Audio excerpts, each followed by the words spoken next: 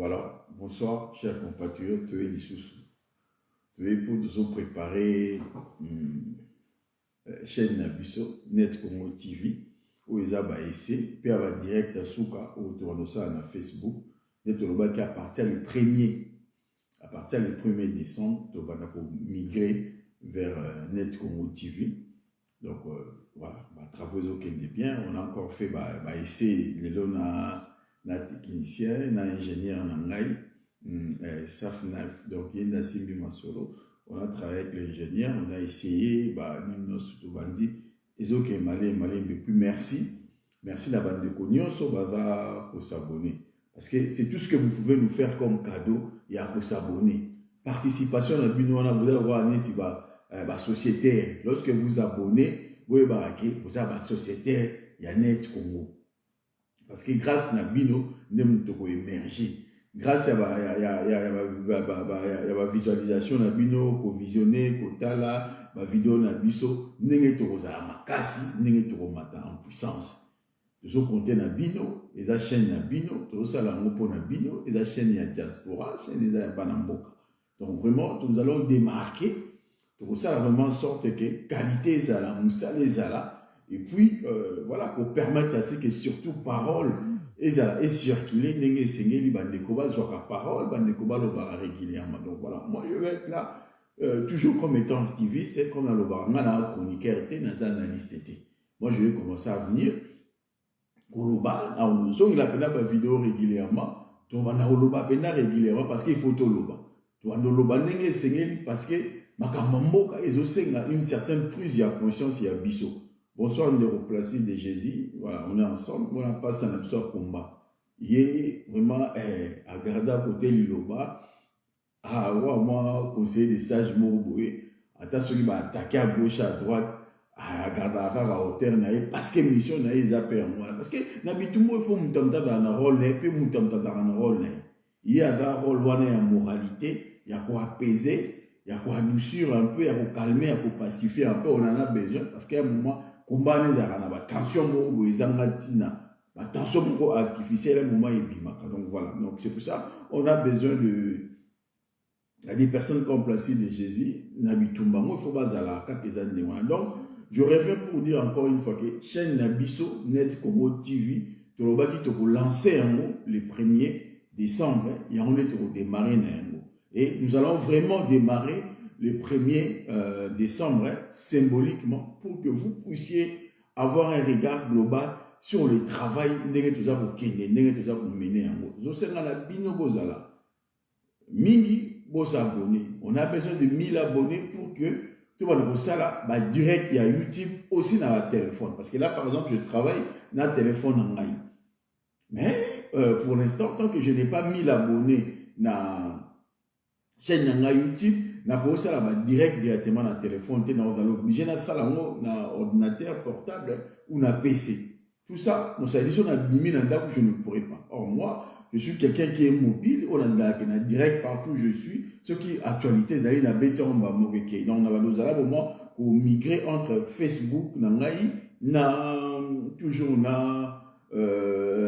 compte dans notre chaîne YouTube pour que l'idée est s'articuler et continuer pour la petite chaîne YouTube de revoir mayonnaise n'est qu'au démarrer, mais à partir du 1er, en tout cas, pour démarrer officiellement la chaîne Nabiso va direct dans la chaîne Nabiso au moment de la configuration et vous allez un peu différente par rapport à quand on les cas directement dans Facebook, vous allez comme ça là directement font un écran et appareils, vous allez vite le remarquer. Mais c'est parce que nous voulons travailler de manière responsable, parce que nous voulons faire aussi une chose de qualité, parce que nous voulons aussi passer le message de manière à ce que besoin grandeur et à responsabilité peut ça là où notre souci c'est de tirer les combats vers le haut.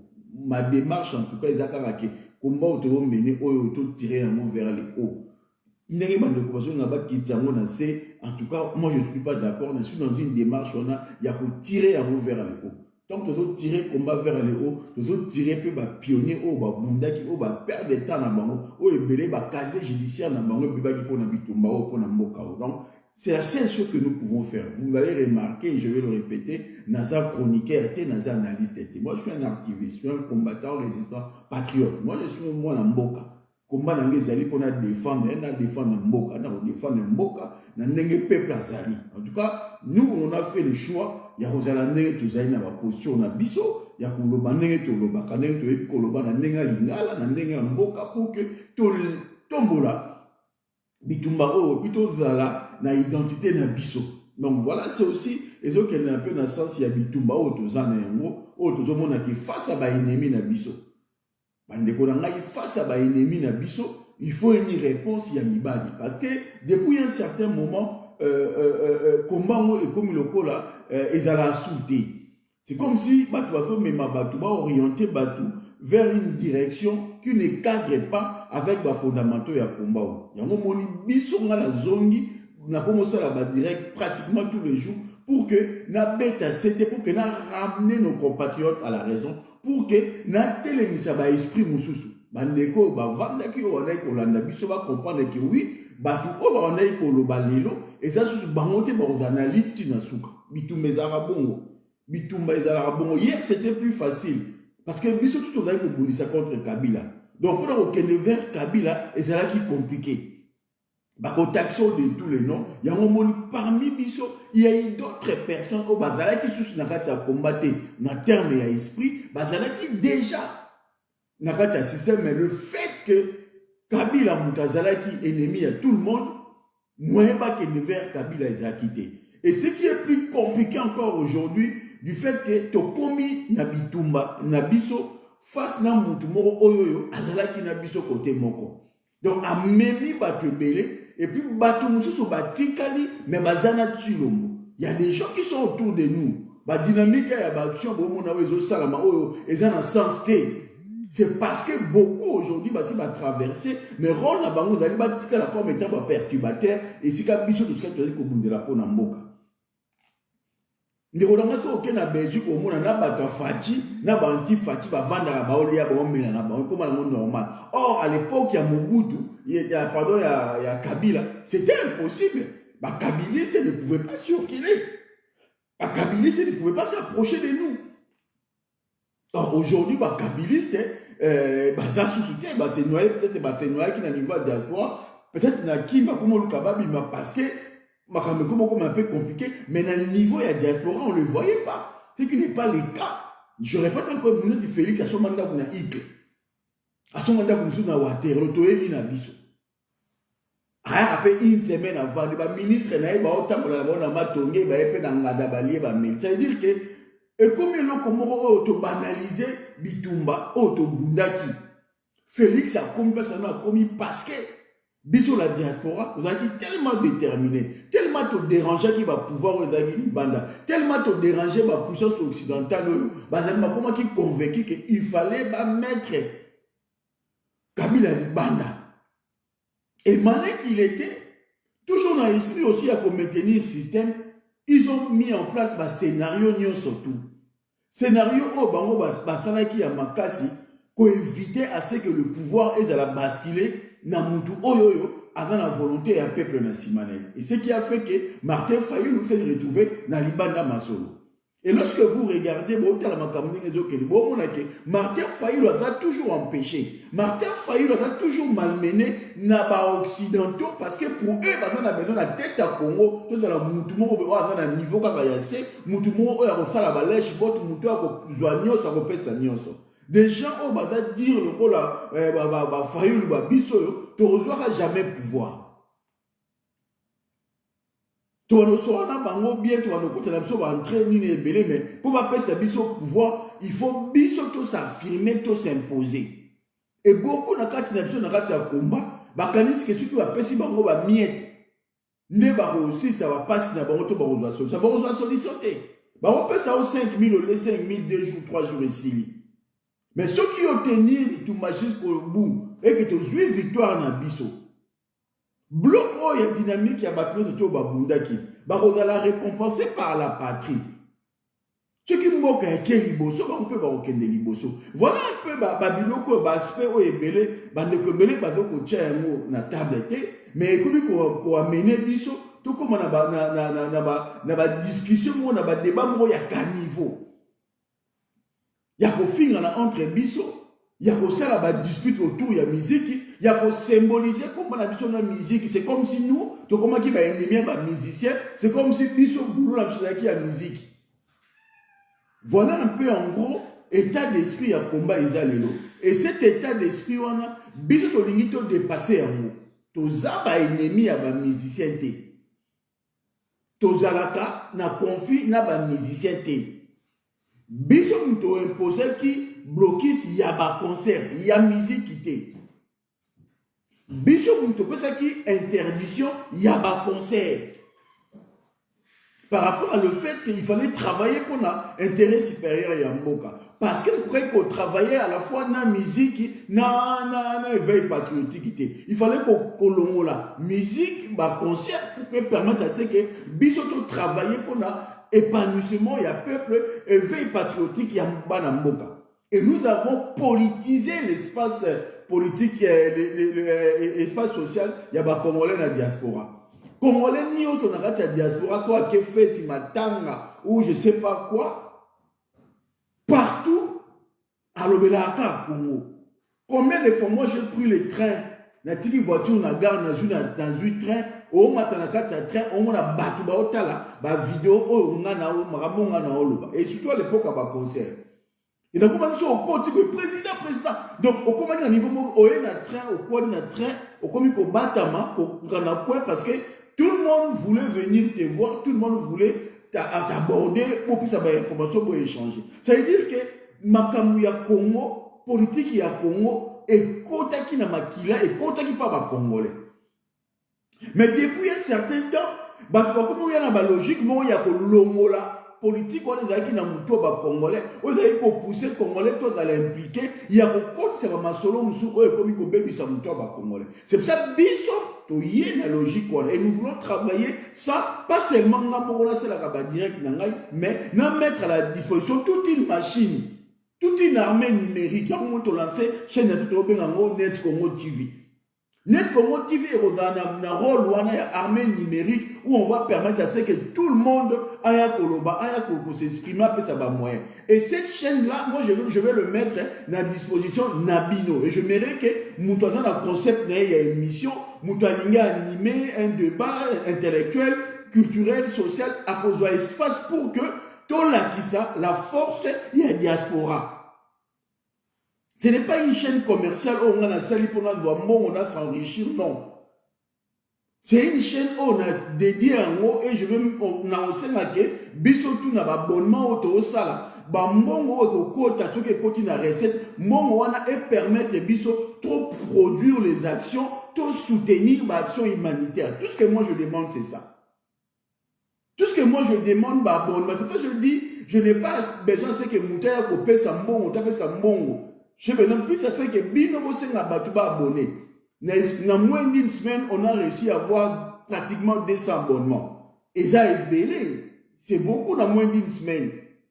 Pratiquement 200 abonnements. Ça veut dire qu'on a besoin de 1000 abonnés pour que tout comme on a un niveau ezali que tout le monde a direct na biso directement na chaîne na biso. Ça veut dire pour on a 1000 abonnés, il suffit qu'à les 200 abonnés au s'abonner là, ça la kaka quoi faire avancer 5 personnes, pour inciter qu'à 5 personnes va s'abonner. Dans moins d'une semaine, tu vas atteindre 1000 abonnés. Et ça va nous permettre à ce que tout banda qu'on s'adresse et puis dans le niveau de Kinshasa, chaîne totale, tout mettre en place chaîne, parce qu'il nous faut une machine. Il faut le moyen de communication pour permettre biso tous les qui ça auto limite les canaba moyen na biso parce que mutu a ko gagner bitumba ya réseaux sociaux yene mutu a ko gagner bitumba ya opinion les lois soki diaspora avoya sur na ba manif na bisoté diaspora comme désorienté na makameteli ba bêtises buzoba c'est tout simplement parce que communication sur les réseaux sociaux est comme sur audible était alors on doit le rendre audible. Et raison pour laquelle on n'avait pas d'autre choix qu'il y a pour lancer chaîne Wana. Chaîne Ezali chaîne Yabitumba. Je vous dis, Ezali chaîne Yabitumba. Chaîne où est-ce qu'on a développé un concept et belé, Babylon et belé, Bamakambo et belé. Partout où on a kende, tu dans la réunion, tu tiens un mot direct dans la chaîne, dans la manif et tout ça, beaucoup banda kozwa ba information, en tout cas de manière à ce que tant que ce produit, le fait et vous l'aurez directement. On le met à votre disposition. Maintenant, tu parles plus moins de la politique parce que oui, chaîne est un instrument pour permettre que biso to bunda to la plus efficace. Mais l'efficacité de biso c'est aussi par rapport aux actions, par rapport à le fait la synergie que nous avons construit autour d'un namboka. Et je tiens à rassurer ma négociation dans le niveau de diaspora, vous allez toujours debout, vous allez toujours réveillé parce que à la liro tozo kende éclatement ya mboka na biso est commis. L'Est ya Congo est sur na maboko na biso te. L'Est ya Congo, Nord Kivu, Sud Kivu, Ituri, est sur na maboko ya biso te. Bientôt pe katanga pe ezolonga pe na maboko na biso. L'armée ougandaise officiellement à Koti, na Ituri, à na Beni, à na Butembo. Le Rwanda contrôle ouvertement Goma et une partie à Sud Kivu. Burundi, Ouganda, a vu partie dans Sud Kivu. Ça veut dire que tu dois contrôler les frontières na biso mon côté na katia Est wana. Kobana na Ouganda, tina Burundi. Tout ça parce que nous avons une personne souci na ezali atikala na pouvoir mais ateka mboka na biso. Vous vous rendez compte que Rwanda par rapport à la créativité, le boom économique, le culturel, le tourisme, l'activité, Rwanda a un aéroport qui peut contenir la capacité, l'exploitation aérienne, le vol minier. Parce que Rwanda a un problème de terrain, a un problème d'espace. Kigali a la possibilité d'agrandir l'aéroport dans Bangoté. Si vous voulez agrandir l'aéroport et que au détriment de l'habitation, il y a la résidence, il y a le logement, il y a le quartier belé. Parce que Rwanda est moins lourd au certaines compagnies minières ne ont pas vol na bango pour quitter na Rwanda, il faut pas piste l'atterrissage na Kigali va éclater, on va fouler, on va agrandir. Terrain zate ma belé zate.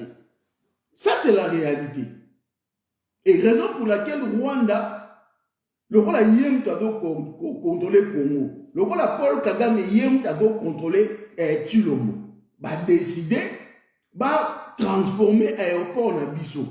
Oezalaki aéroport international mais régional. Ba comme ça aéroport international au ya continental niveau continental. C'est-à-dire que e bana ko bima na région, e bana ko bima Afrique et comme atina ba continent musu na libanda parce qu'avant avion moko te bana ko uta na ko partir de Goma pour bima en dehors ya région.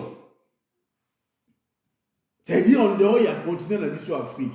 Ba avion tout ezalaki so ko uta Goma et na Kinshasa après Keipoto. Soit outi na poto et kiti na Kinshasa batu bakiti après bazui vol mususu ya muke et memi bango na Goma to na Lubumbashi. Mais maintenant ezasu bongote. Lokola Rwanda activité na développement comme na mboka a comme na besoin ya espace. Ya munene pour que ba avion ba touriste ba banda koya. Et lorsque vous botali na carte ya Rwanda Rwanda a na carte naie touristique ou à Tchaka une bonne partie à Congo, il y a parc à Virunga, Eska, Gorille, Okapi, Banyama Bazali, à Kata yango na carte ya Bakota on est na Rwanda.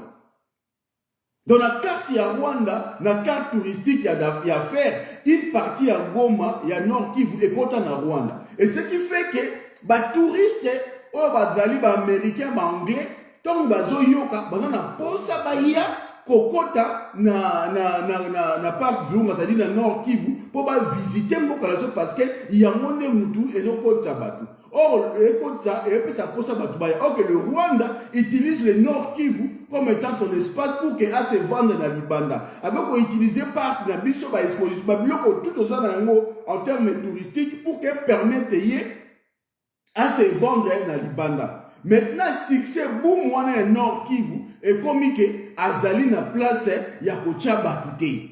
Raison pour laquelle, comme Koluka, va construire na banda pour na kata Congo, carrément, va contrôle ya aéroport, non seulement pour les faciliter, bango, il y a ça va minérer directement parce que bah minérer nous aussi na que bimimba la moko et ça passer par le Rwanda, mais aussi pour utiliser aéroport Rwanda pour faciliter le tourisme, bateau tout bazoya na Rwanda pour exploiter parc na biso. Oh bah Virunga, oh bah américain va contrôler. Ça veut dire que l'Amérique a contrôlé parc Virunga parce que les Américains, les Anglo-Saxons vont venir faire le tourisme dans ce coin-là. Donc avant tourisme, et bah na nord Kivu, bah américain bah ils vont contrôler déjà parc Virunga. Donc il y a des choses qui se préparent. Ça veut dire que le nord Kivu, il y a tous un contrôle na bisoté. Et puis le temps qui était des sièges dans le Nord Kivu particulièrement, c'était justement pour la toute action politique. Ça veut dire que l'institution politique ou les locales et qu'on légiférer, qu'on soit décision, qu'on soit là. Donc, tiki organisation politique ou administrative, il y a parti wana na maboko, il y a militaire. Ça veut dire que décision nyonso na Nord Kivu, ça passe directement par le président de la République directement. Donc le gouvernement est censé organiser fonctionnement et administration territoriale en Mokanabiso n'a parti on a un contrôle parce que les zone où ils allaient siéger et zone où ils allaient dans l'état de siège, ça veut dire qu'une ne relève que la compétence il y a président. Et ce qui a mon besoin à partir du moment où Nord Kivu na Ituri siège comme tiens on a responsabilité à président nous on a décision comme il salama extra institutionnelle.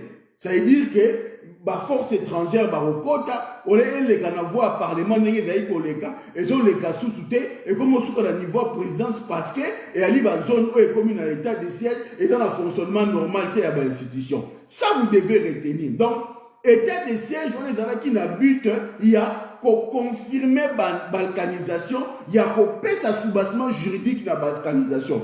L'entreprise Nyon sur le carré minier qui est occupé par des groupes armés, transformer en par l'entreprise. Et comme il y a entreprise, l'accord commercial au Félix a signé qui n'a Kagame, et les frontières. Ça veut dire que l'entreprise est occupée par des groupes armés hier. Carré minier qui est occupé dans les groupes armés hier. Les lieux commis par des entreprises rwandaises, congolaises, entre guillemets, mais congolaises, on est dans le entre guillemets.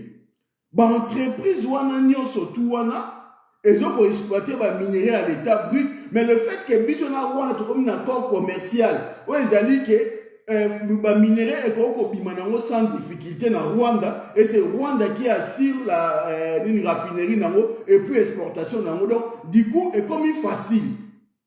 Ça veut dire que si les minéraux matière première réseau Bima, c'est le Rwanda qui contrôle. Et si les minéraux sont dans la cheminée pour que les Bima et que les étrangers, c'est le Rwanda qui contrôle. Maintenant, le Rwanda qui contrôle déjà la frontière terrestre a juste sous contrôle il y a la frontière aérienne au niveau il y a Grand Kivu. Et ça, au détriment, il y a Batounyos au sud de tout le monde, tout le monde pour réagir. Et ça, c'est grave. Et lorsqu'il y a un niveau de diaspora, non, il faut agir d'un coup le fait que Kagame est dans le terrain, Kagame est à chaud. Niveau à Paris, nous on décide d'aller marcher, ils appellent les gens pour dire que la réunion. Et parmi les personnes avec qui on était censé organiser une manifestation,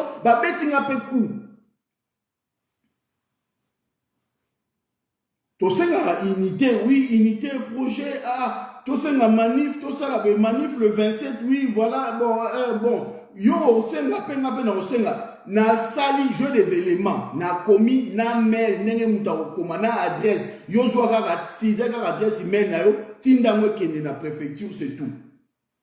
Feu préfecture a bengi yo zonsa bango pa na ngai na mona potana na bango.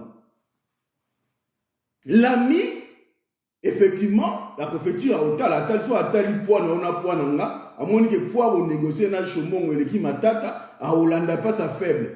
À tout ni non itinéraire place tout ça place.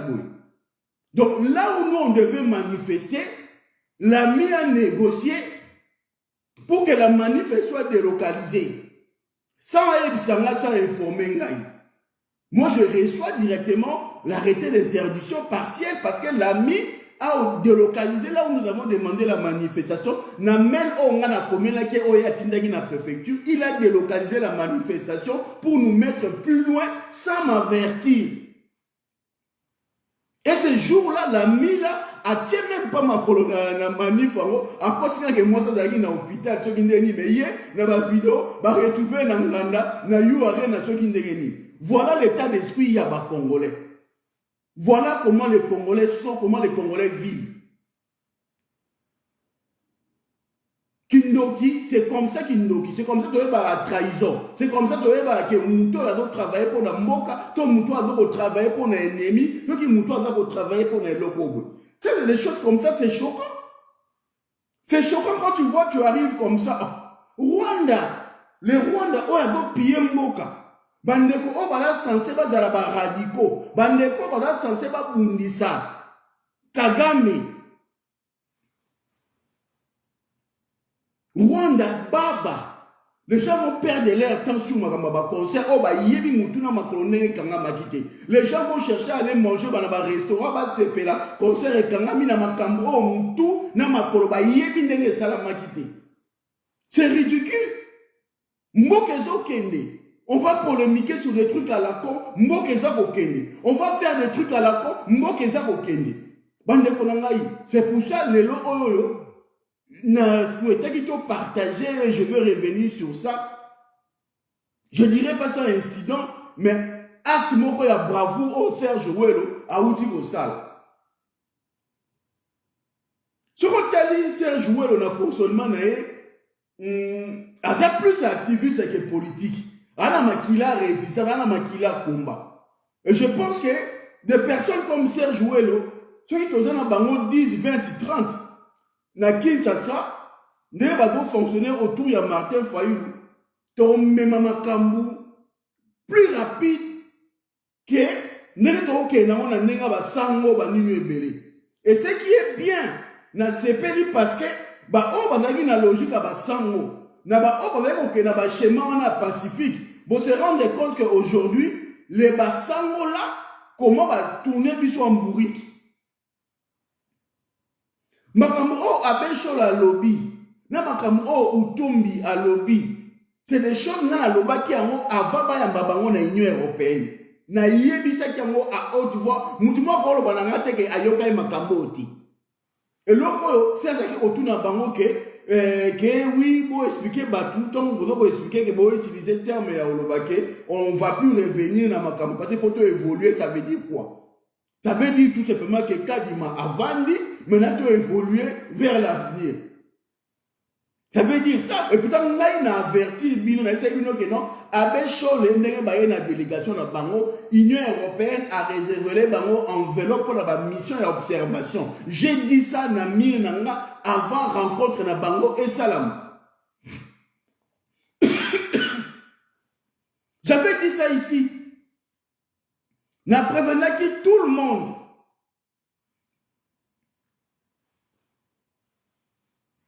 J'ai prévenu tout le monde pour dire que attention, attention, il y a quelque chose qui se prépare. L'Union européenne est avec Chilombo. L'Union européenne, c'est la Belgique, c'est la famille Michel. Charles Michel est avec Chilombo.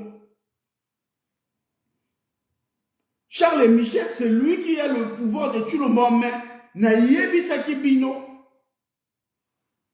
Et j'avais bien prévenu que Joe Biden avait Koutana na pape. To comment, to ça la loko. Bino boza sur le terrain, bino boza travailler dans l'église catholique. To réfléchir, non to mener dynamique parce que le terrain, amen. Wa dali lito ya États-Unis. Azolo ba makambu mususu. Alors si to lingi to déjouer yango, to zela kaka ba sango te ba sala musala. Tout déjouer, tout ça la diplomatie. Tout déjouer en autre côté ça. J'ai informé. Je dis ça à la fois en privé mais aussi en public. À qui veut l'attendre. Maintenant, comme il est dit sur les lots, à quelque chose de malin et bon. Ngana sepeli makambo et comment. Parce que c'est comme si tu comprenais qui t'es. Na 2018, l'église catholique savait bien que Faïlo avait gagné. Le même comportement où l'église catholique a affiché les lots, c'est le même comportement que l'église catholique avait affiché en 2019. Aïba que Faïlo a gagné, aboyi ko bimisa ba résultat, aïbi que Faïlo a gagné, bangona bambongo, ba yé ko soutenir Félix et ba boss on a dépassé. Ba reproduire la même chose encore aujourd'hui. 2 fois, zoba liboso maye le sima. Ça veut dire que l'église catholique, tu vas compter dans l'église catholique. Tu vas compter dans la sangwa ta mon côté, dans la pasteur. Tu vas compter dans l'effort na biso na peuple. Parce que l'église catholique devant les systèmes, devant les occidentaux, a aussi l'autre. Parce que l'Occident est lié avec le Vatican. Ce qui est Vatican peut sur ordre et l'autre vous a laté. Il y a un moment où Mosé est en désaccord avec tout le monde parce qu'il était égal à lui-même. Bamongo ba niveau ba Mosé ngoté. Il y a un défier. Pour un bon d'abord il y a un devant papa so banga na ndengo sakalate. Oh Mosé ngona ba papa wala batu moko. Batanga ba chiki moko ba master ba génération moko. Ce qui fait que pape devant Mosé ngo azali na eloka olobate. Oh, un bon devant papa wana elongi na se. Voilà la différence. Babe chole wana tout ça batwana tout wana devant papa ba ya loka olobate. Ngana un jour musuna oso na papa cardinal père son âme. Na otu na ne vie biso ka il faut ma transition. Parce que il y a la master père na biso. Masa ba kangama bandaku batanga ba chiki moko mutu na e. Na ba village wana ba ngoza la banda ko za raté ko ba clôture non ba denda ko tangama donc ba coli place moko ba ami. À Kinshasa nous on allait chez sa maman tout ça donc c'était la famille vraiment c'est la famille. Et lorsqu'il fallait travailler sur le projet de transition sans Kabila. À l'époque la classe politique était derrière Mukwege. Et moi na ebi neli de kota ba bureau tu es peine ba na ok to bino makambo nene zokende il faut que mutu mo ada abanga mutu te Mukwege ana mo ba limite na ba ninu ebele. Et il fallait que j'intéresse la personne. Batunyo c'est bon botu na boye bisa papa cardinal batu ba yuko ba ba doute ba réserve. Yemunga na bité ngamo il faut na bengai.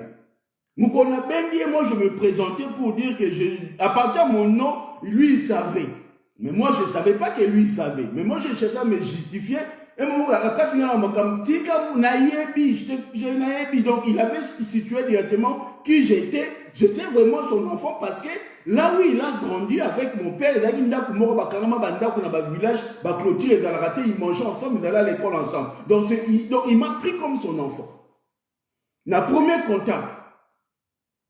Et hier, à partir de là, il m'a expliqué, il me disait, non, là, déjà, Mukosi, là où je suis plus que le président de la République.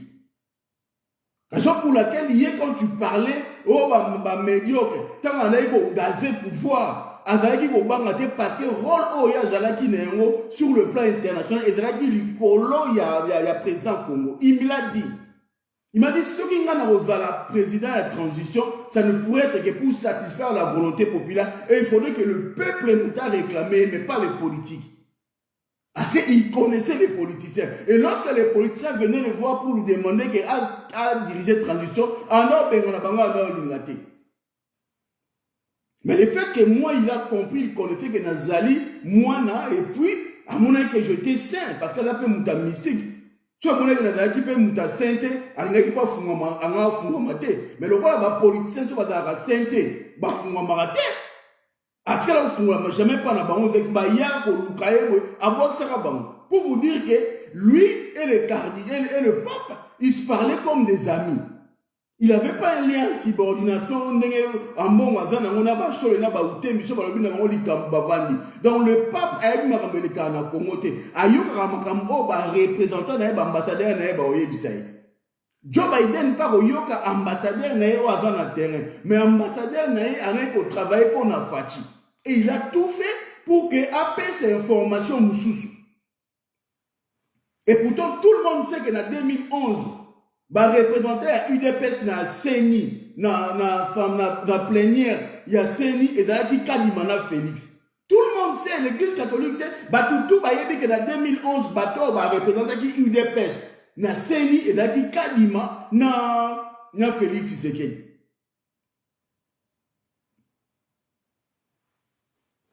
C'est la réalité. Donc, Babylone, il fait comme la rabisso pour te comprendre les mots. Parce que les politiciens congolais de manière générale, avant Moutou et ça la rabiente. Atala intérêt na été. Donc, Moutakisi, Moutamisela Mabe, il y a très peu de gens qui sont animés na bolimo ya mboka. Nala anecdote belé na pesa. Il y a des politiciens congolais qui ont mais sur les politiciens, les grands politiciens congolais qui ont fait le nom dans Katamboka. Il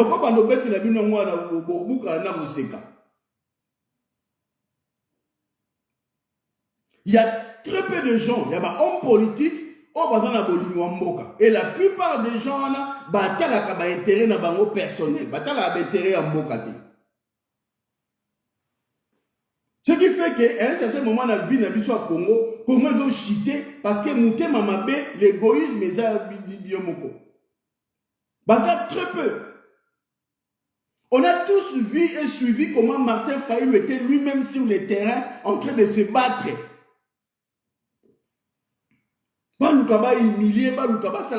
Qu'est-ce que Martin Fayulu n'a pas fait pour que volonté à peuple et salama, pour qu'il y ait un changement pacifique, éviter tout affrontement entre le peuple, éviter guerre civile entre le peuple.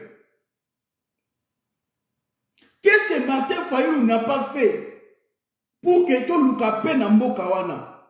Bien qu'il a gagné les élections, il s'est permis à un certain moment qu'on se fasse dans la vie politique pour laisser la place. Na Félix a comme dit président de fête à Kambambo quand même, pourvu qu'il va préparer des élections crédibles pour la 2023. Na États-Unis, na Belgique, na Église catholique, na Église protestante, donc bango tout bandimi na bango irrégularité oyoyo, to kele na irrégularité donc nenge to banda na cycle ya irrégularité bo to okena nango tina suka. Élection en 2023 to okena nango la configuration bo c'est perdu d'avance. Garantie to ça nango que to gagner l'élection en 2023. Parce que ceux qui to okena en 2023 na élection il faut accepter les résultats à l'État.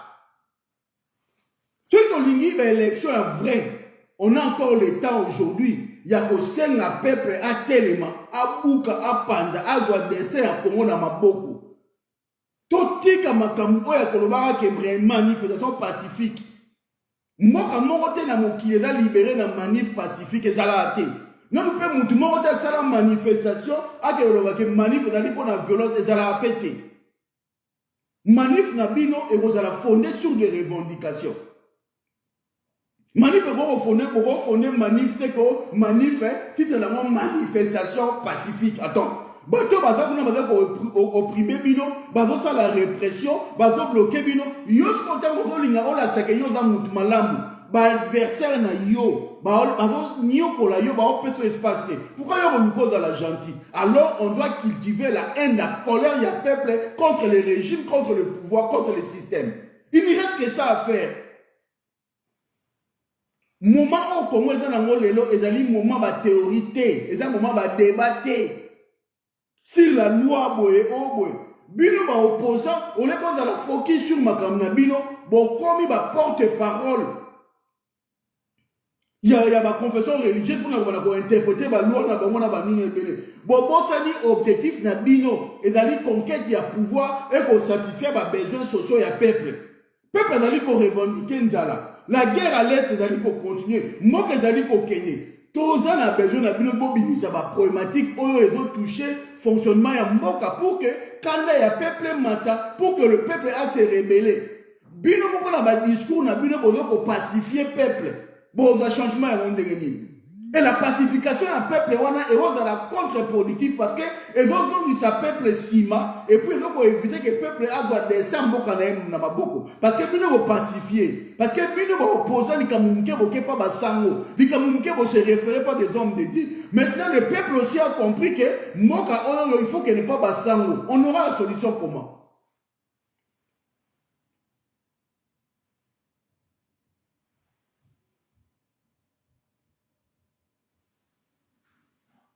Il n'y aura pas de solution.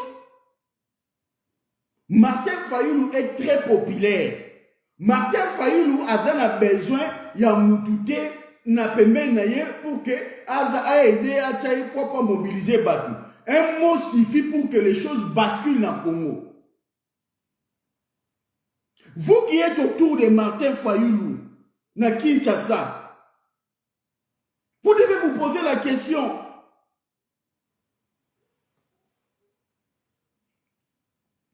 Et là, on dit il faut tout ça là pour que le peuple wana azonga na balabala. Ce que le peuple a fait na balabala n'est pas solution. On n'a pas d'autre solution.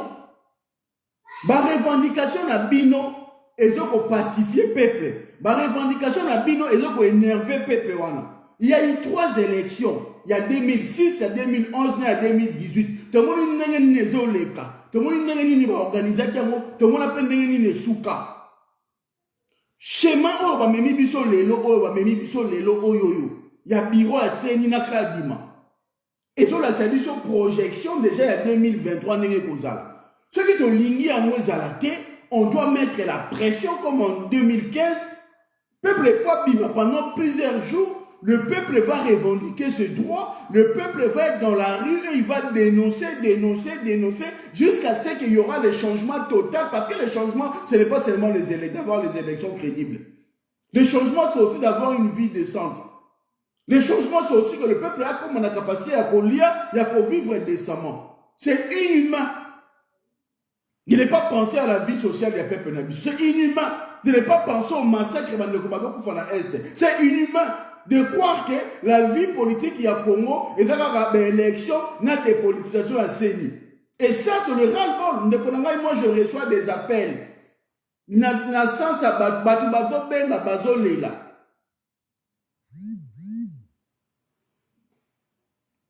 On reçoit des appels, il y a Batubazo Benga Bazo Leila, Bazo comprendre, ma posture, il y a un opposant dans Kinshasa.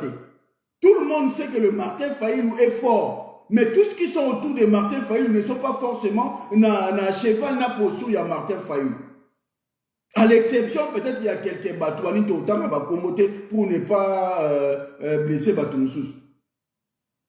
Mais bino mokasika bozali bovanda boleka. Bolingi bino tu boleka kaka na ba média. Bokomi ba analyste. Ya makamba santé kaka bino. Ya makambu boye kaka makamba religion kaka bino. Ba fondamentaux ezo sala ke bino le bozala na base. Pour que vous conscientisez le peuple, non. Il faut vous avoir la base pour que vous ayez la capacité, il y a un plan B. Gentini vous interdit de manifester en Djili-Botiki. Gentini vous interdit de faire ceci Botiki. Baroki de la ville, 50 policiers, Baroki mis à 1 million de personnes, 500 000 personnes. Attends, ceux qui policiers à Zulibanga, policiers à Betimassa, Otumbi. C'est comme ça qu'on va avancer, on va trouver une solution. Qui peut la police à Beti Mundu qui allait, bino toi le Kubo Kimi Bokei, Basaka Inabino. On n'aura pas une solution comme ça, on n'aura pas un changement comme ça. Bande Konangai Bo s'abonner na Net Congo TV, Tozongela Moussala. Tozongela Moussala Bitumba, Tozongela Nzela Balabala, Tozongela Nzela Ba manifestation. Bande Konangai à Paris, on n'a pas d'autre choix que de retourner dans la rue pour manifester. Dans Belgique, pareil, dans Londres, partout. On n'a pas d'autre choix que de retourner manifester dans la rue pour dire non à Tshilombo. Parce que nous sommes en train de légitimer, d'accompagner Tshilombo. Parce qu'aujourd'hui, tout est calme et tout est bon. On peut considérer que tout le monde a adhéré à Tshilombo. À défaut de ne pas manifester, à défaut de ne pas être dans l'action, on considère, on suppose que tout va bien. Combat fédéré TV, eza biso kaka. Next Congo TV, eza kaka biso. Toroke na ba front ebele ba serpent à plusieurs têtes. Congo Louhoud, eza kaka biso. Donc on a un serpent à plusieurs têtes. Parce qu'on a compris qu'on doit être à la fois sur les réseaux sociaux en termes de communication, on va aussi être dans la volée tout Yabitumbao. Parce qu'une armée numérique, on a besoin de ça. Parce que les gens sont censés être dans Bitumbao, bazate. Alors, biso mon peuple, tu créé des moyens, tu créé des chaînes sur YouTube, tu créé chacun a apporté intelligence d'ailleurs. Pour réussir un combat, nous n'avons pas forcément besoin d'argent. Mais l'intelligence suffit pour que tu arrives, il y a pour ça la mieux makambo makasi. Oui, certes, on a besoin d'argent pour un minimum. Mais dans le système, il y a un fonctionnement, il y a un média, il y a une chaîne YouTube aujourd'hui. On peut seulement avoir de l'intelligence, de savoir-faire pour que nous puissions avoir et gagner beaucoup pour après tout investir dans Bitumbao. Ceux qui m'ont surtout partager vidéo sur YouTube. Ceux qui m'ont partager la vidéo sur YouTube, adali ko s'abonner sur YouTube. On te donne la chaîne moko ya Bitumba, chaîne commerciale té. Chaîne moko ya Bitumba, on te dit que fond nango, mbongo nango, recette nango, promotion nango et ko servir biso pour to ke nango na lite oui. Ba chaîne ezali ebele eyebani ya makasi pe ezali. Mais dans la chaîne privée, la chaîne y a bateau. Et dans la chaîne commerciale, bateau nous va commercialiser combat, bateau nous va commercialiser boé et tali bango. Mais nous on a décidé nous d'investir dans les locaux oyo to senga mutu mbongo te mais et dans l'effort perso ya diaspora tout. Ceux qui s'abonnent, ça veut dire que tu contribues dans le combat parce que les abonnés on a tout on a biso to répertorier bango. Vous avez fier le bon chez nous est comme moi j'avais contribué dans l'abonnement dans côté la vidéo dans bango dans partager bani na bango. C'est ce que nous demandons. On ne vous demande pas grand chose. Et aujourd'hui dans l'espace il y a peu d'une semaine on comme pratiquement à 200. Merci beaucoup, bravo, c'est énorme, mais c'est pas assez parce qu'on a besoin de 1000 abonnés. Il faudra encore chacun à multiplier, à faire encore un peu plus, à signaler Bandeko Bazar à côté. C'est simple pour faire un abonnement. Il suffit seulement d'avoir une adresse email avec gmail.com. À partir de l'adresse email, il y a Gmail, c'est bon, tu rentres et tag dans YouTube, au côté au Betika Net Congo TV, au s'abonner. Ou au Betika Combat Fédéré TV, au s'abonner. Ou Congo Louhoud TV, au s'abonner. C'est tout ce qu'on vous demande de faire. Et votre abonnement est pressé parce que l'abonnement, il y a un monde qui faire émerger Bitumba et pour permettre à ce que Bisso, na dynamique, tout soit émergence. Totika Bitumba Congo te. Ata ba makelelo ba polémique ba baotia na diaspora et aussi la yango moko. On te rezongi sa lutte ndenge zali. Là, c'était un engagement au biso to zui na bande kwebele to kozongi sa lutte ndenge zalaki. Bitumbe kozonga. Avec ou ça bango to kozongi sa bitumba. C'est pour ça qu'on compte sur vous. Bino batu oyo boya kana ba manifestation mo lembate, on est sur la bonne voie. À quelque chose malheur est bon. Situation oyo comme il est là oyo la mouka comme il fallait comme il bloc patriotique et ça bien. Il fallait comme pour que demain, tu comptes sur l'église catholique. Pour que demain, tu comptes sur l'autre côté. Tu comptes sur le peuple nabiso. Parce qu'on a compris qu'aujourd'hui, et dans l'Union européenne, et dans la Belgique, et dans les États-Unis, tous travailler pour maintenir le système. Ce qui est bien aujourd'hui parce qu'on a tous compris. On a tous compris parce que l'église catholique plairait comme nous, le peuple congolais. Il n'y a plus d'opposition. C'est le pouvoir contre le peuple. Il n'y a pas d'opposition, les lots. La Congo opposition est zate. Ce qui FCC aligné dans un discours qui est opposant, à un certain moment, tu as l'obligé d'écraser Bino. C'est le peuple. Il faut pas comprendre que Bitumba, Bitumba pour la souveraineté, pour la Congo esprit. Parce que vous êtes comptable de la misère du peuple congolais. Alors ne venez pas faire des discours de l'opposition et ne venez pas à chercher à vous positionner. Parce qu'à un certain moment, monde de Le PPRD, le FCC, vous avez le plan de sécurité à Ville à Kinshasa. Pendant plus de 18 ans, vous avez organisé la déstabilisation de l'opposition, vous avez alimenté des tensions, des quartiers, des voyous, des yango. Donc ceux qui vont venir dans la région des blocs patriotiques, il y a un objectif, il y a un plan de sécurité pour que nous puissions basculer et faire renverser le système. À défaut, vous vendez la Kuna.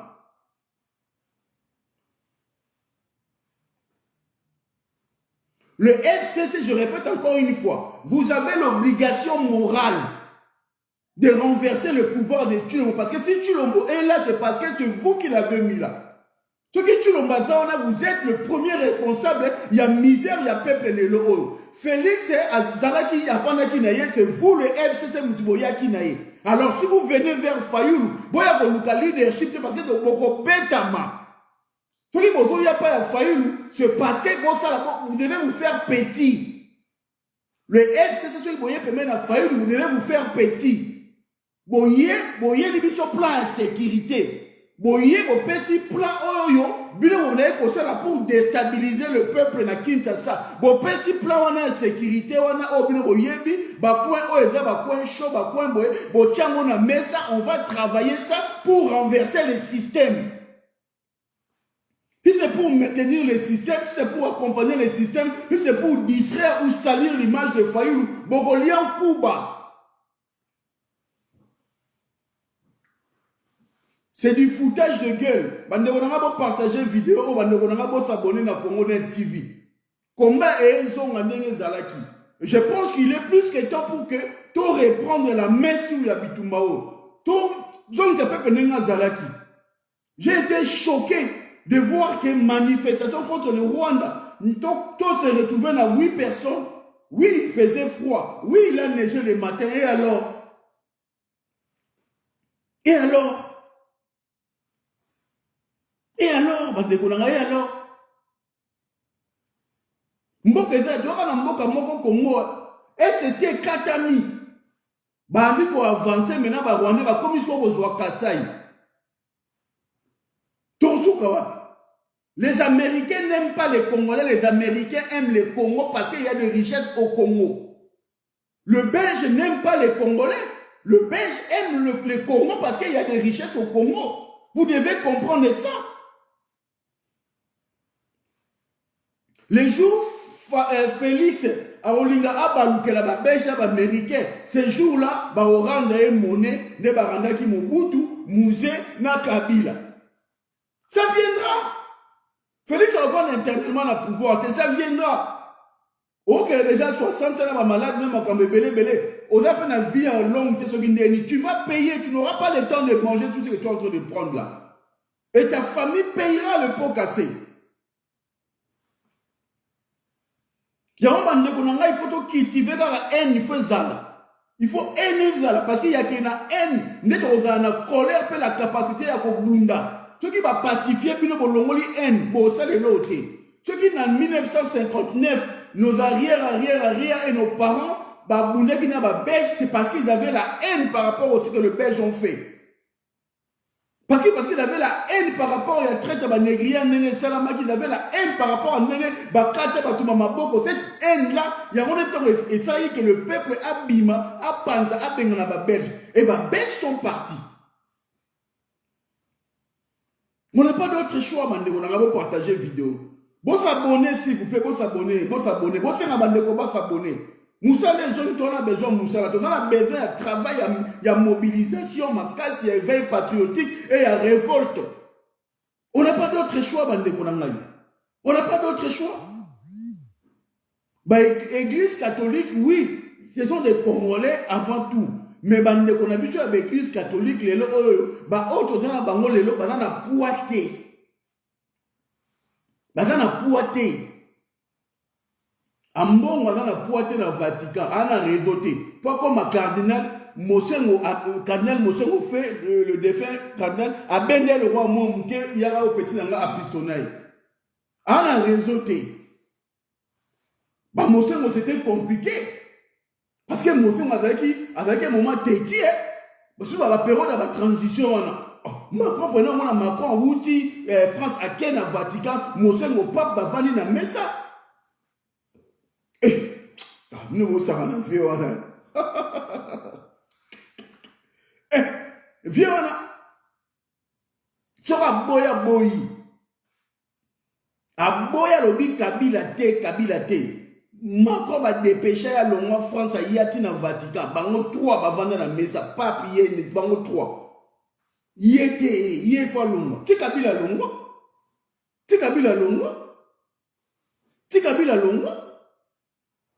Eh. Bambon wana bana poiti. So mutu mo na biro pour na Vatican ba liesie ka ndenge zala o to abeti ba setika atiki mamu po va réseau te. Po ba mosengo bazali nango Pape François Massa na ye mutu na ye. Massa na ye ba ina ba couvent ba Massa na ye. Oh 2016 Massa na ye génération na ye ba génération na ye.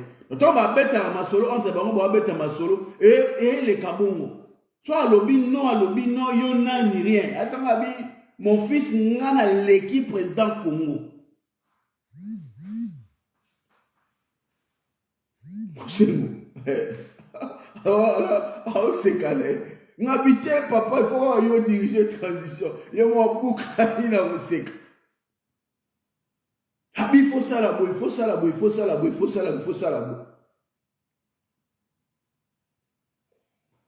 Na ko na téléphone na garda ba échange na ba SMS.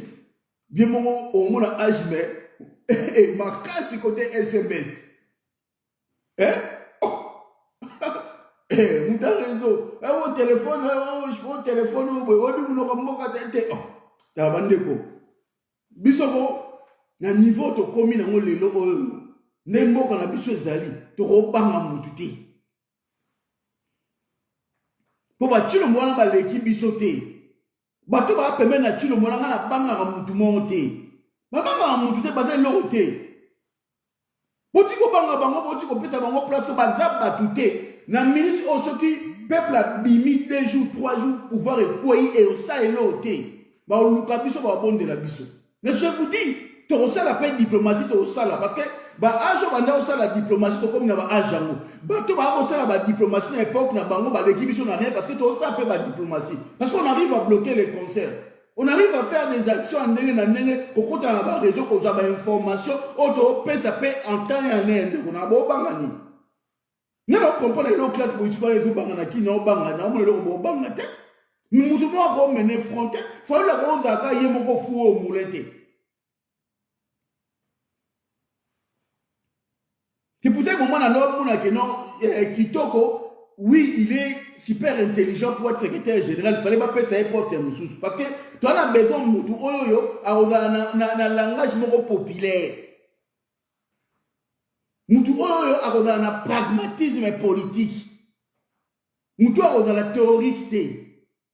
Ce qui a fait que Jean-Marc Kabounda, il est président de Augustin Kabouya, n'a pas de défaut, n'a pas de qualité, n'a pas de bango. Mais il n'a pas de langage populaire. Maintenant, on se comprend directement dans les militaires à la base. Qui a une incompréhension, base de l'ingakaïté. Donc, soit il y a un meeting, tu vas bandit à Basouka en accueil des poissons. Donc, mais c'est un bon, avant intégré, à Bibitumba, à l'Inimo, mais place où il y a un place où, dans le moment où tu as besoin de guerrier.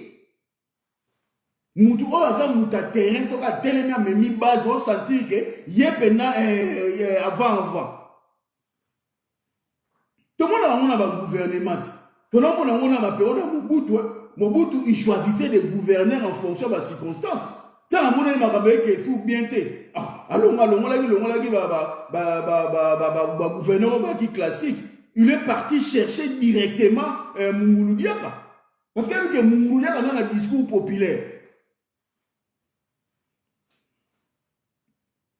Mobutu anaiko yeba ke na moment oyo mutu na besoin na fois za la fona cha mutu. Kama mona ke non makambo na ke ne fona oser te na cha mutu mo bo ava guérir azui ki tout au long toi a tiepe déjà la voix de Zay. So moni ke période o te makambo na ke ne faut kengo azui kengo a che.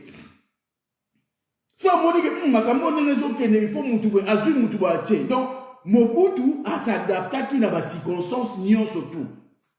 Makambo ndenge zo kende yo fait un espionnage, yo fait un tout ba droit ba mettre limité comme conseiller spécial, il faut mutu mo bo avoir ba brutalité azui ve achache. Tant mona que bon moment où to komi na moyo constitution est soutenue, il faut mutu mo avoir ma case côté ba droit administratif a ba na faciliter ko déjouer azui vunda wa che. Mais lorsque tout allait bien, le professeur Moko, un économiste, il s'adaptait. Et chaque circonstance peut aller. Tout s'adaptera. Toi, dans la période de guerre, dans le moment de guerre, dans le moment où tu es dans le il faut à la secrétaire, il faut à la général, il faut à l'esprit à combat, il faut à la front, il faut à boy.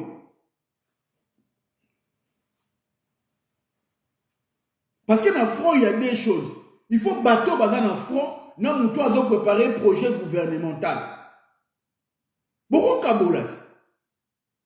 Tout le monde a un fonctionnement classique, il y a un parti qui est un président secrétaire général. Non, on peut créer une structure intermédiaire. Tout le monde a en France.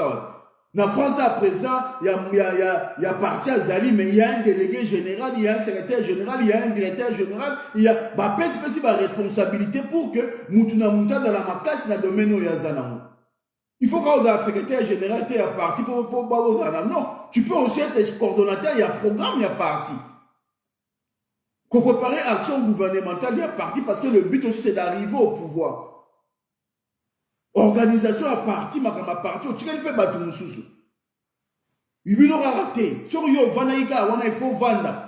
Même ceux qui opèrent des repères, au comme d'accord ramé, parce que comme une routine, tu ne veux pas accepter qu'on comprenne que notre nebi tume zo kende ngai osenga ngana tikela nanu période pa pechoyo ngana kiwa nanu na s'occuper na aspect boy. Il y a eu un moment dans la France avec le parti écolo, bah il y a deux présidents, co-présidence. Ah même si on veut déclarer association na yo, au moins dans le poste, il y a président, bah co-président et puis vice-président. Tout le monde a un parti pour être co-secrétaire général, moi je chargé organisation interne, moi je chargé pour la action.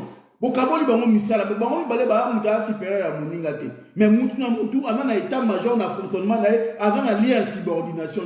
On a subordonné, on n'a pas un chef. On peut aussi faire ça. Il faut une co-organisation, une co-secrétariat général avec deux. Mon côté, on a action à terrain à Balabala. On a organisé parti. Bon, on fonctionne peu bon, il n'y a pas de problème. Il y a une organisation, une organisation pyramidale, fichier, cliché, non. On peut décloisonner aussi, dire que voilà, toi, on a un gouvernement de combat, toi, on a un gouvernement de combat.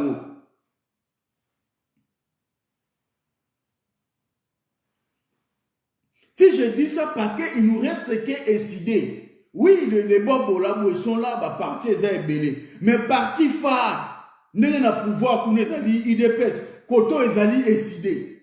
Il faut qu'on sente à décider une organisation, une dynamique d'action. Au-delà du fait que la Mouka est zali, au-delà du fait que le bloc patriotique est zali. Mais on tient à ce que décider, le roi zali parti, fils aîné. Il y a bloc de patriote, na hauteur, na clairvoyance, na dynamique, na action, na modernisation, il y a adaptation. Il y a adaptabilité à la société. Il y a période de faire un front. Mais qu'est-ce qu'on a des secrétaires général? Yotika na o yo kene. Période de faire un bon. Pour l'instant, tout ça la quitte à sa zone rouge. Tout développer qui j'ai n'abisso. Tout kene ça ok nango. Bon, à partir de là, bon, pour l'instant, bon, nous avons maison kene pour un front à des résidences dans l'ail et comme une chang to kebo. Présent que pendant une semaine au fond dans la chang. On mobiliser.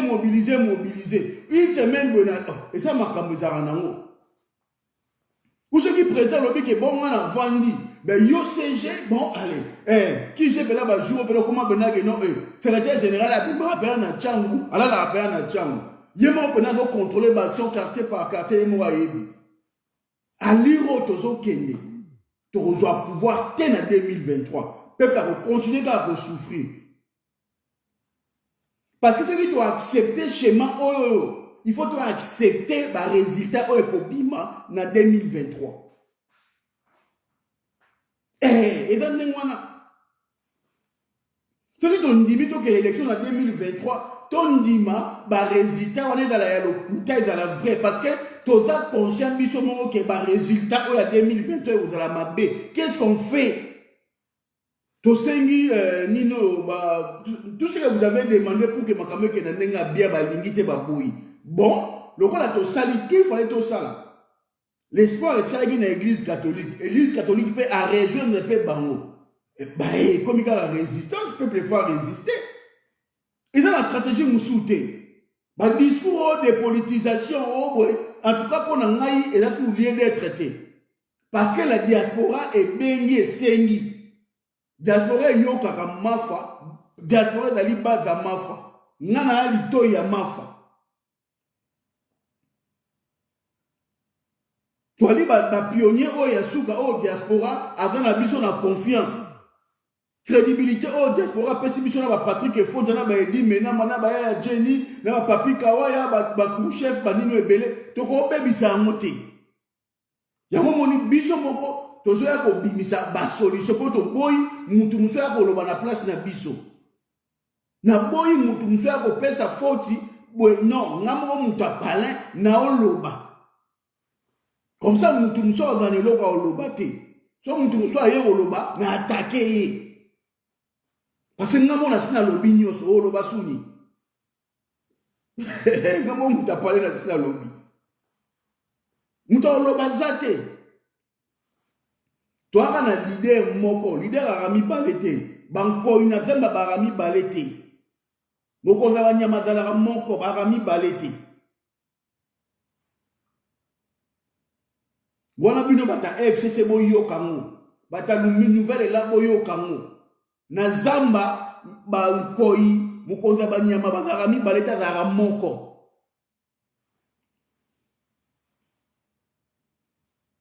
La dualité n'existe pas na paysage politique na contexte autre na yango lelo. Il faut battu tout la identifier na chef moko et chef wana a la identifier na peuple moko. To koma ki église catholique pesa ordre, oh boy kuna pesa ordre, oh kuna to évoluer ndeni.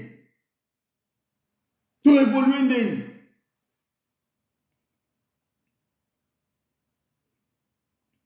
Muto oh kal CC wa déjà kal CC ba ye bien na kinte.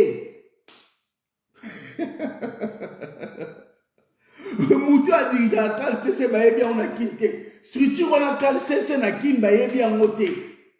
Peuple congolais a dit Martin Fayulu, a dit Sidé, a dit Nouvelle Élan, a dit Bobo Laboué, a dit RDPR, a dit Lamouka, a peuple dans la bateau ya yebi. Bonjour charge wana mobimba, bo pesi bango, allez bino mobiliser batou, allez bango ko bala le sabino pongi. Non, oh to sali, to lakisi na mundele ke, to zaki prêt. Yako sangana baninga, tout ça qui prêt, yako fungwama, il n'y a pas de radicalisme, il n'y a pas la méchanceté entre nous, il n'y a pas non plus l'esprit, yako luka, ko buka pour la l'insurrection. Mais maintenant le fait que ma porte nyo c'est comme bloqué, le coup la batu nyoso, ba limite fonctionner sur la base de la tricherie, biso peuple de lobi non, il va falloir à ce que le peuple maintenant abîme dans la rue pour dire non. C'est le seul combat qui nous reste. Et nous sommes en train de mobiliser le peuple pour que tout kene vers combat, on a choix fouté. Donc on a soukia pour na lelo. C'est vrai, pendant plusieurs années, na permettait qu'il na bandeko ba partager ba vidéo na ngana ba site na bango ba sala ndenge ba osala ba salaki. Mais maintenant biso to komipe na chaîne auto sali combat fédéré et aux abablo on a biso comme d'habitude Net Congo TV. Et ça peut y a biso. Maintenant, nous avons besoin à partager et là on a biso à s'engaper biso. Il y a eu un moment où j'avais donné l'accès à tout le monde. Mais maintenant, nous avons besoin que la chaîne haute lancée pour la bitumba ya mboka et servir mboka. Cause la bitumba haute aux amis. Il y a eu un moment où on a permis tout le monde, mais tout le monde en a peur à qui va image à ça qui n'a pas fait pour la raison personnelle, pour la raison commerciale. Mais maintenant, nous, focus na biso ya li pour la mabele, focus na biso yali mpona travailler mpona dynamique oyo tozali. Donc soki ndeko aza na besoin apartage direct na ngai na chaîne commerciale na ye, abenga ngai to ayebisa ngai na kopermettre ye. Voilà, donc et je crois que tu as fonctionné vice versa. Mais voilà, ce que vous avez dans mon message à Mouta Zouazoui, ce qui Mouta mais le mieux que Zali qui est pour coordonner les choses. Et Zalake, bon, voilà, Ndeko, et l'autre, na suis na oucha na chaîne, et l'autre, na suis na on peut se l'en fait vert. Non, on peut se l'en fait vert. Il n'y a pas de problème, mais nous informer seulement et on va mieux. Voilà. Merci. Allez, bonne soirée. Et puis on reviendra demain. L'homme na oleka, na la directe. Parce que dans une émission, on a Olivier Bolia. On va parler sur l'actualité, on va parler sur tout. Et puis, mercredi, le 1er de Tobandi Nina Bisso, le 1er décembre, Tobandi chaîne Nabiso, tu déclenché Nina Bisso, il y a Net Congo TV au Fungwama et au démarré. Et tu en as plaisir, il y a aussi la émission Nabiso Liboso, direct Nabiso Liboso, symboliquement, tu as aussi la Mokuna. Voilà, merci.